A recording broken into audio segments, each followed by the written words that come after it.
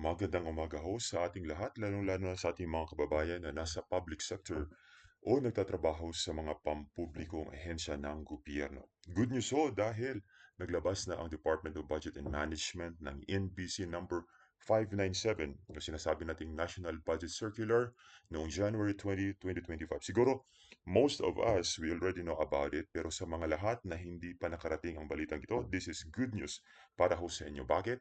Dahil ito na ho ang hudyat o pagsisimula sa pag-process ng NOSA o Notice of Salary Adjustments sa lahat ng mga empleyado. Meaning to say, mai-implement na nila yung second tranche ng Executive Order number 64 series of 2024, yung salary increase sa lahat ng mga kawani ng gobyerno. So tingnan ho natin magkano ho yung salary ng Teacher 1. Okay? So narito ho yung Annex A dito sa NBC. Tingnan natin. So, this is the second tranche monthly salary schedule. So, starting January 1. So, kasi ngayon, January 25, probably matatanggap ito ng mga kawani ng gobyerno on the 31st or 30th o itong panghuling sahod at the end of the month.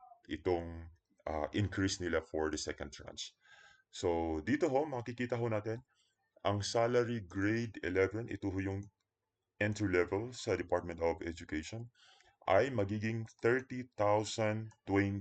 So, yung sahod ng isang teacher na 1, 2, or 3 years sa DepEd na teacher 1, it will be 30,024. So, kapag matagal ka na sa DepEd, nasa step 2 ka, that's 30,308. Step 3, 30,597. Kapag step 4, nasa 30,889. Step 5, 31,185. Step 6, 31,486.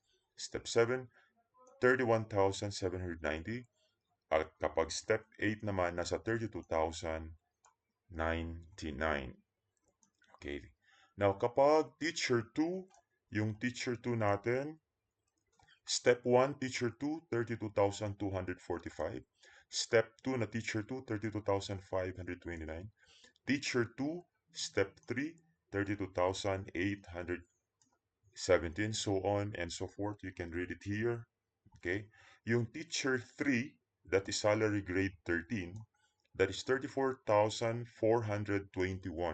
Yung Step 2 na Teacher 3, that's 34,733. Yung Step 3 na Teacher 3, 35,049. Yung step 4 na teacher 3, 35,360, and so on and so forth. Okay? Then, it will be followed kapag yung salary grade mo is salary grade 14, head teacher 1, probably 37,024. Then, kapag ikaw ay isang MT, master teacher 1, nasa salary grade 18, that is salary grade 18, that is step 1, 51,334. Kapag Master Teacher 1 Step 2, that is 51,832. Kapag Step 3 na Master Teacher 1, 52,367, so on and so forth.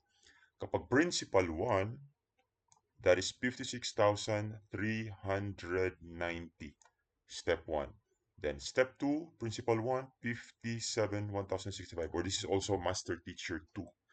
So, yun ho ang sahod ng mga nasa kawani ng gobyerno. Yung mga hindi ho natin nabanggit na mga salary grade, tingnan nyo lang ho dito sa Annex A.